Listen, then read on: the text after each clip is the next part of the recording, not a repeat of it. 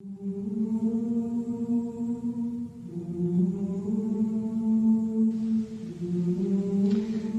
advise us to educate the children, but the schools here contaminate our children, so what do you advise us about children going to these schools?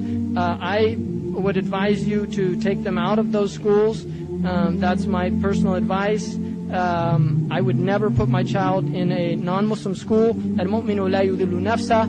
And there's a beautiful book called Al-Madkhal Ibn al-Hajj, and in the Madkhal he has a whole chapter called Nahyu an ba'ath awlad al-Muslimin ila madaris al-Nasara. He wrote it in the 6th century. It's called the Prohibition, and he considered it Nahyu Tahrim, that it was haram to send Muslim children to Christian people to teach them anything.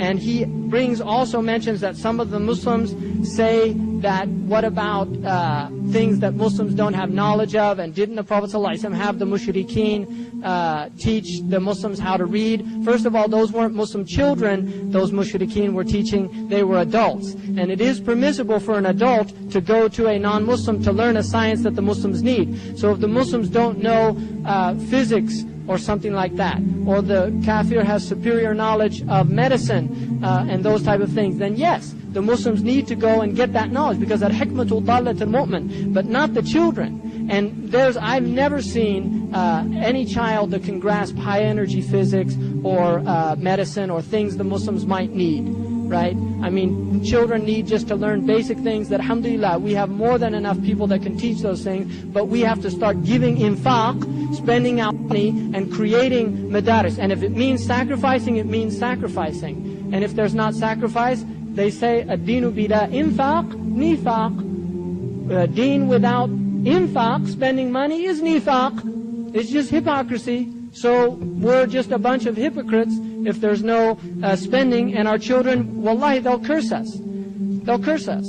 That's what they'll do.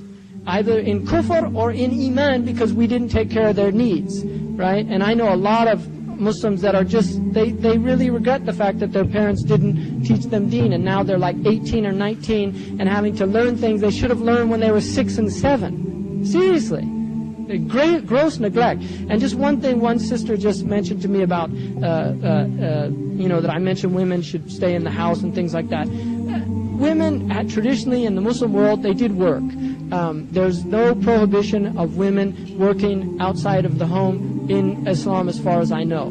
The Khadija radiallahu anha was a merchant. She was a very wealthy woman. Had she not had that money, she couldn't have supported the Prophet ﷺ as well as she did. The Prophet was asked in a sound hadith about the Prophet.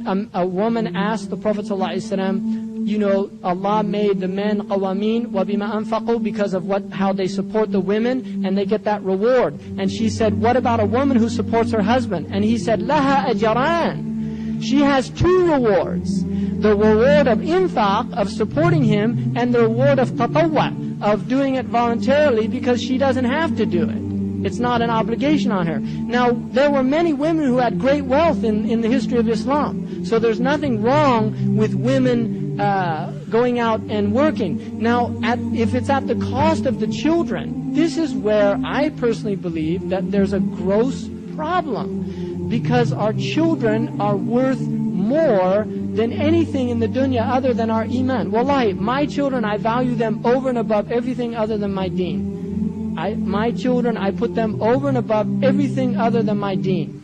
And I will sacrifice a nafsi wa nafis for my children. Wallahi, and I'm not just saying that. I would sacrifice for my children for their needs. And that's personally how I feel. And I think part of the tragedy of this age we're living in is the gross abuse of the children. And these children come back with a vengeance. And they wreak revenge on our societies. And they're angry children everywhere. And one of the signs of the end of time, the Prophet ﷺ said, سَيَكُونَ الْمَطَرُ قَيْذًا وَالْوَلَدُ غَيْذًا. The rain would be acidic. That's what qayth means. It means burning. Rain would be acidic, and he said, and children would be filled with rage. And the rage comes because they did not get the milk of human kindness. And women, for at least the first 5 years, you have to dedicate those to your children. At least the first 5 years. Preferably the first 7 years. After 7, then things change. But those first formulating years are, and at the bare minimum, the first 2 years. That's trust versus mistrust. They have to feel that love of the mother. When they cry, it has to be the response of the mother. If your grandmother can take care of the child, that is a good thing. The mother is not the only source of love. And in traditional societies that are tribal by nature, it wasn't just the mother that raised the child, but it was also the greater family. So the aunts and there are ways. But to put a child into one of these daycare centers, A'udhu billahi minash shaitanir rajeem. Wallahi, I think it's criminal. It's a criminal act. I really believe that. And if you disagree with me, alhamdulillah, everybody, everything that I've said, you have a mind of your own. Take what you see as useful. الَّذِينَ يَسْتَمِعُونَ الْقَوْلَ فَيَتَّبِعُونَ أَحْسَنَ. What a beautiful qa'idah the Quran has given us. Those who listen to words and they follow the best of it. So whatever I've said, follow the best of it. If there's things that I've said that are wrong or something like that, I'm a human being. I don't have all the answers. I don't even have very many of them, but inshallah maybe I have a few. And what few that I might have are just from the blessing of the shuyukh that I studied with and enlightened me, and jazakumullahu khairan. But alhamdulillah, we're all human, we're struggling. All of you are my brothers and sisters. We're working inshallah for the same goal, to raise the level of this deen, not to raise the deen, to raise ourselves up to the level of the deen and to establish this deen, and to be people of islah, not of false claims, but of people that want to be la uridu illa islahan. I only want islah. That's what we want, is to be people of islah, not of false claims. Not alladhina idha qila lahum la tufsidu fil ard qalu innama nahnu muslihun. Not the people of false claims who say we're the rectifiers. No, the people that want to be min al-muslihin, want to be from amongst them. أقول قولي هذا واستغفر الله لي ولكم ولسائر المسلمين فاستغفروه إنه غفور رحيم. Bismillahirrahmanirrahim. This is our third book review, and the third book was Dumbing Us Down, The Hidden Curriculum of Compulsory Schooling by John Taylor Gato. This was the book. If you remember, there were 4 recommendations that were mentioned. Now, this book by John Taylor Gato, who has passed away more recently, was written over 27 years ago. This is the 25th year edition, commemorating the 25th year. It was published in 2019.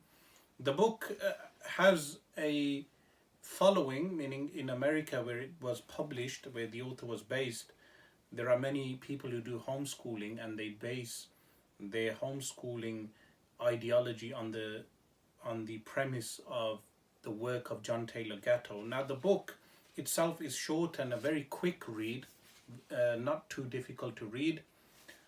It has a few articles, a collation of a few articles. The first article is the 7-lesson school teacher, and the second one is the psychopathic school. There is a third, fourth, and a fifth article also. The summation of what the book is about can be taken from a citation from the first chapter, that what he claims, and remember he was a school teacher in the New York State for many decades. He was an experienced teacher who was outspoken against compulsory schooling. So the government schooling, the nature of schooling in America specifically, but we can say through globalization that we have a monolithic educational system. What he claimed was firstly that schooling causes confusion for students because there are so many subjects taught, but there is no connection between the subject. So he states, the first lesson I teach is confusion. Everything I teach is out of context. I teach the unrelating of everything. I teach disconnections. I teach too much.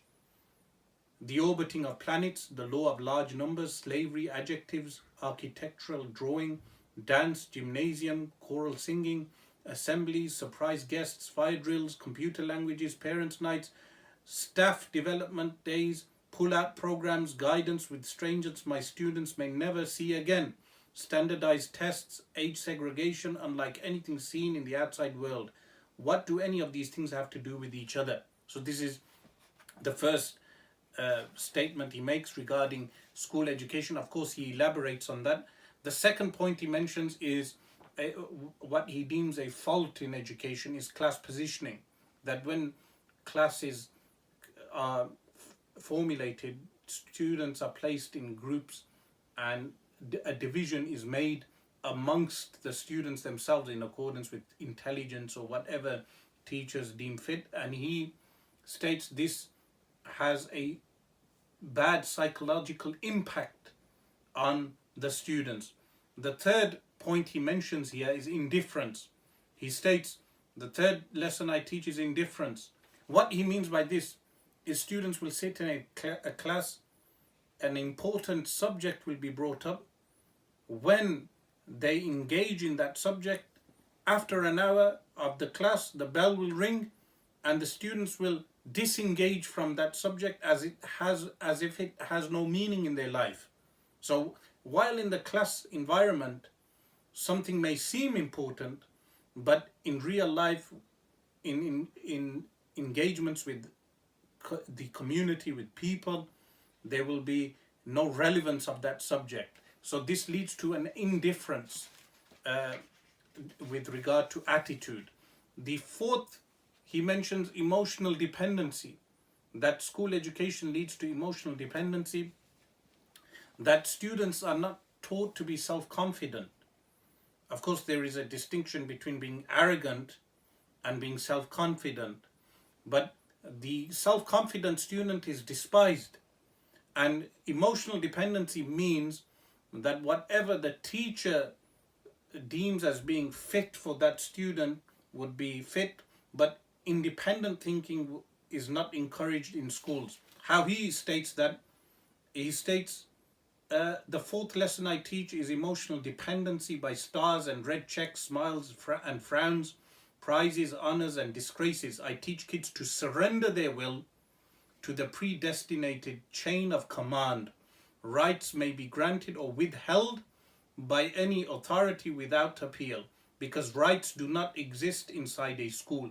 Not even the right of free speech, as the Supreme Court has ruled, unless school authorities say they do. As a school teacher, I intervene in many personal decisions, issuing a pass for those I deem legitimate and initiating a disciplinary confrontation for behavior that threatens my control. Meaning, the purpose of the school is a control system. Additionally, he mentions intellectual dependency, that school teaches intellectual dependency, that there is no independence in thinking. And he also mentions provisional self-esteem. How he states this is the sixth lesson I teach is provisional self-esteem. If you've ever tried to wrestle into line kids whose parents have convinced them to believe they'll be loved in spite of anything, you know how impossible it is to make self-confident spirits conform. Meaning conformity is one of the lessons we are taught in schools. And the seventh, what he mentions in the first chapter is one can't hide. The seventh lesson I teach is that one can't hide. I teach students that they are always watched, that each is under constant surveillance by me and my colleagues. There are no private spaces for children. There is no private time. Class change lasts exactly 300 seconds to keep promiscuous fraternization at low levels. Meaning, when the bell goes and students need to go to another class, they have less time to mix and discuss and to develop themselves. Towards the end, he mentions the role of community in schooling, that community is excommunicated. There is no involvement of children being taught how to serve their community. He says by teaching, giving children time to serve their community, they will learn more than the schooling that teaches them dependency on the system.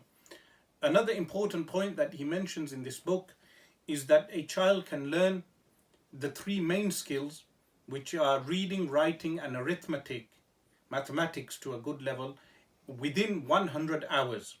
Yet, modern schooling takes up to 12 years of the life of a child, up to 12 years of the life of a child, and yet many of them will leave school without being able to read, without being able to write, without being efficient in mathematics, and without basic skills. We know, for instance, in the UK also, so many of our children, they spend 12 years in schooling from 9 a.m. and of course they leave home earlier, all the way to 3 p.m. or even later, and many of them leave without even a simple skill. Many of them will not even have a skill set by which they can earn a living. So in schools today, children are not taught grammar, they are not taught rhetoric, they are not taught logic and critical thinking. In fact, in many schools, children are not even taught astronomy or things which are essential in their daily lives, or to know about the world around them, or even the community that surrounds them. So he states that within 100 hours, a child can learn all these basic skills of reading, writing, and arithmetic. But rather than increasing schooling hours, we need to decrease schooling hours, because children need to learn about the real world. When children stay with their own age group throughout the day, 5 days a week, they will not develop their skills. Their minds will not develop.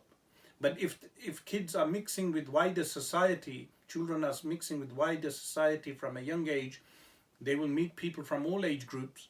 They will meet and they will intellectually develop themselves. This is something very important, because what schools do is that they limit children within the school environment, within a controlled environment, not allowing them to mature mentally and intellectually. So a child can learn how to read, write, and learn mathematics and the skills of mathematics within 100 hours. With some homeschooling, a child can learn all these skill sets. But then through reading and interaction with adults and with mature age groups and with people of a higher intellectual caliber, a child can mature and develop themselves intellectually very quickly. It's not essential that children do their GCSEs at the age of 15. They can do their GCSEs at the age of 11 or 12 or 13 at an earlier age, but they are not developed, and their intellectual capacity is not developed well enough. And as I said, many of us will know that within the education system, children are not taught grammar, they are not taught logic, they are not taught critical thinking, and many of them are unable to even read a book without concentration. So many children are deemed as being unable to read, and they give various labels to children who are unable to read. But sometimes, if time is given to that child and the child is trained correctly, that child will be able to read and concentrate and focus on a book. But because class sizes are so huge, sometimes the class sizes will be 30 students, a teacher cannot give individual time to that child, and therefore the child falls to the sidelines. And when he leaves school, when that child leaves school, they will say that child is dyslexic, and the child will deem himself as being dyslexic and will think he cannot read. He is unable to read or concentrate on reading because he has been classified as being dyslexic. But so many times those people are not dyslexic. The focus and attention was not given to them. And I know as a teacher that if the focus and attention is given to that student, they will be able to read and concentrate and complete a book. So many people complain that how can we complete a book? Because they have been made to think they cannot complete a book. So this book is our third book, and I will remind you regarding our fourth book. It was the book of Edward de Bono, 6 Thinking Hats. This book will be reviewed next. It's book number 4. 2 additional recommendations I wanted to make so you can acquire these books, purchase them, and begin to read. The first one is this book, A Believer's Guide to Prayer. This book, A Believer's Guide to Prayer, the author is Sheikh Ahmed bin Zaini Dahlan and Sheikh Muhammad Hisham Burhani. The first author was from Mecca al-Mukarramah. He was the Mufti of Mecca in the Ottoman era, and the second author was from Syria, Damascus, more recent, and it has been translated by our local Sheikh, Sheikh Amjad Mahmood from Birmingham. This book has been published by Heritage Press. So this book on the prayer is book number 5. The book after this book is The Problem with Interest. This book is by Tariq al-Diwani and has been published by Taha Publishers. This book, The Problem with Interest, this will relate to what we have been reading on with regard to corporations and the banking system. And of course, many of our book recommendations will be interlaced. We ask Allah subhanahu wa ta'ala to enable us to finish all these books. Walhamdulillahi Rabbil Alameen.